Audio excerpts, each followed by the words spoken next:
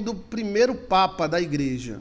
O nome do papa é o seguinte: a igreja tinha muitos papas. Papa é pai, tá, menino? Então, Jerusalém tinha um papa, Éfeso tinha outro papa, na Baixa da Égua tinha outro papa. Papa era pai, era como se fosse pastor, né? Aí daí começaram a haver concílios, né? Mas nenhum desses chamado pai ou papas, né, tomava autoridade, né? Nenhum deles tomava autoridade. Só o primeiro a tomar autoridade foi o bispo de Roma, chamado D.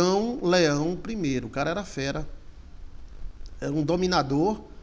Então, basicamente, nós podemos afirmar que o primeiro dominador mundial da igreja, que na época era católica, e não tinha nem formado igreja católica ainda, mas era uma igreja ali, outra ali, outra acolá, outra ali, outra acolá, outra ali, outra acolá, foi D. Leão I, onde ele trouxe o poder de Roma e disse: quem manda aqui sou eu. Eu sou o papa dos papas, eu sou o pai de todos. Né? Aí se criou o pastor, que é o padre, se criou o bispo, arcebispo e o papa. Né? O papa seria o top.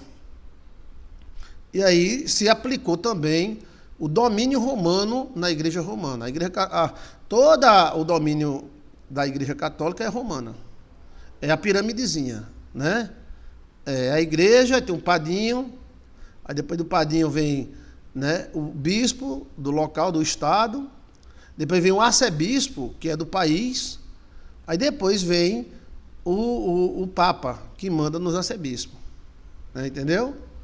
E aí ele aplicou toda a administração romana, que era muito boa, que nada fugia do domínio romano, tudo que acontecia, até um pum que alguém soltava, César sabia, porque ele tinha um sistema.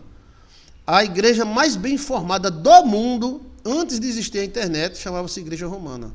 Porque cada padre, cada bispo, notificava para a sua diocese, para o seu arcebispo, que lia aquelas notícias e repassava para Roma.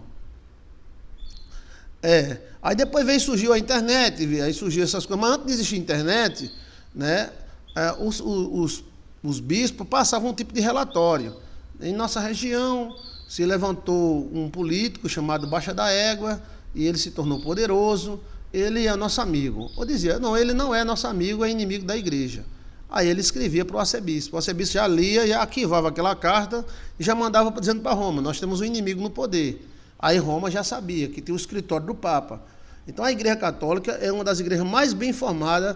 A biblioteca da Igreja Católica tem mais livros do que você imagina, né? Tem livros proibidos, né, que ninguém pode tocar, né? Como o livro de São Cipriano, que é muito mágico, essas coisas. A Igreja Católica tem livros de quase 2000 anos que recolheram e guardaram lá no Vaticano, e ninguém pode tocar, só os padres. Livros de reza, né? Livros de história. Então a Igreja Católica ela tem essa qualidade.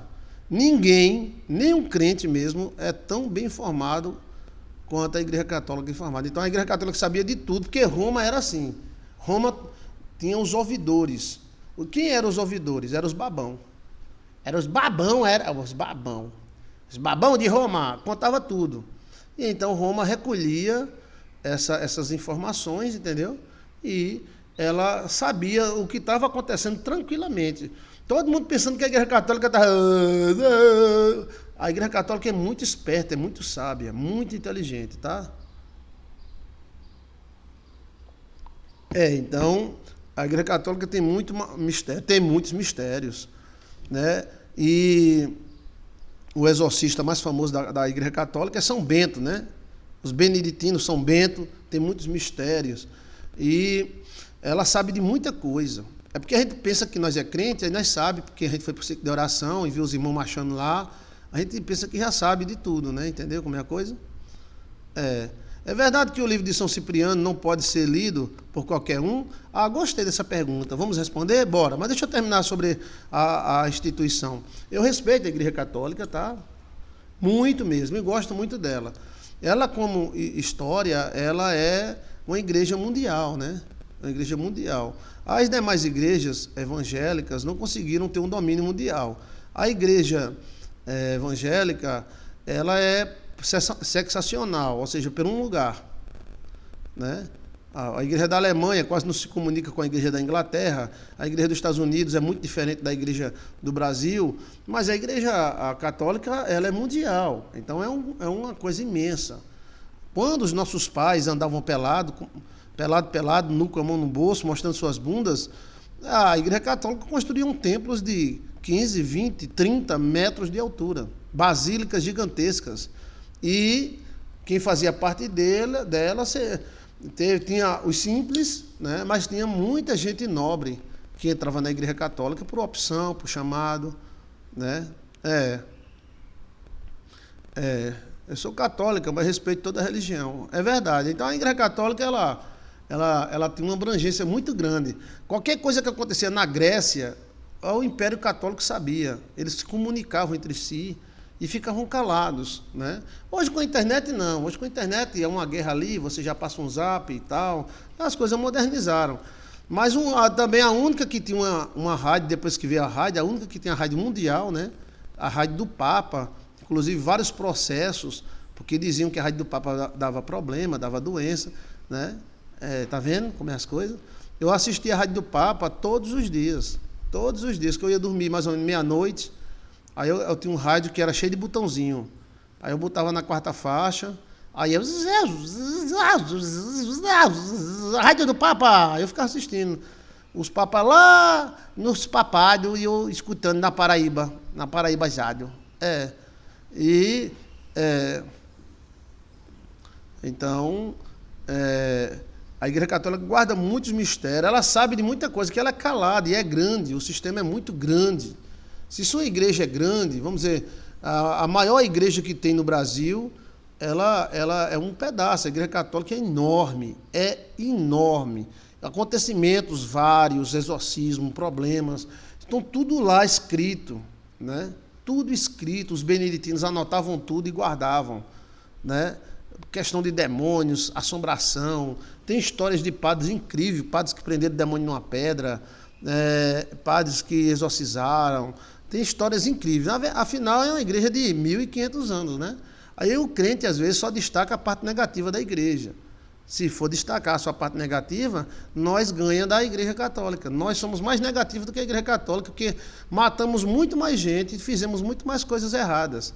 Todo mundo tem seus babados, tá? Agora você tem que destacar a parte positiva. A parte positiva é que a igreja católica né, fortíssima. Você tira aí os livros da FTD. São maravilhosos, né? A organização que faz os livros da FTD, ela é católica francesa, né? E são livros maravilhosos, são tudo de primeira linha, primeiro mundo. Então, está aí um comentário, né, sobre exageros, sobre liturgia, sobre história da Igreja Católica. Né? A Igreja Católica ela tem o domínio romano. Aquele domínio bispo, aquela roupa vermelha, tudo aquilo ali é romano. Como a igreja evangélica do Brasil tem cara de brasileira, né? Quais são as igrejas evangélicas genuinamente do Brasil? Deus é Amor, é do Brasil. A Igreja do Véu, ela cresceu muito no Brasil, mas ela não é do Brasil, mas ela cresceu muito no Brasil. Ela é 10 vezes maior do que em outros países. Então tem a Igreja Universal, a Igreja do Apóstolo Adomiro, a Igreja Deus e Amor, a Igreja Brasil para Cristo, a Igreja Assembleia de Deus. É a cara do Brasil. É a cara do Brasil. Então, se existe uma igreja romana, tem que ser com a cara romana. Está entendendo?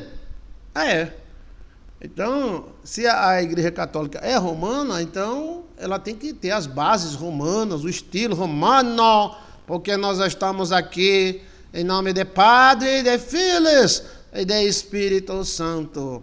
Amém. Amém. Amém, amém, amém. Apesar da Assembleia de Deus ser uma igreja vindo da Noruega, irmão Willem, Daniel Bergen, mas é uma igreja genuinamente evangélica brasileira. Ela nasceu no Brasil, tá? Mistérios dos cantos gregorianos, tem muitos mistérios, muitos mesmo, tá? Vá na igreja católica para você ver, né? Eu tenho livros escritos, né? Frei Lourenço de Benzó, sempre envolvem a igreja católica. Eu já sonhei sendo bispo, padre, e foi, padinho, foi, ok?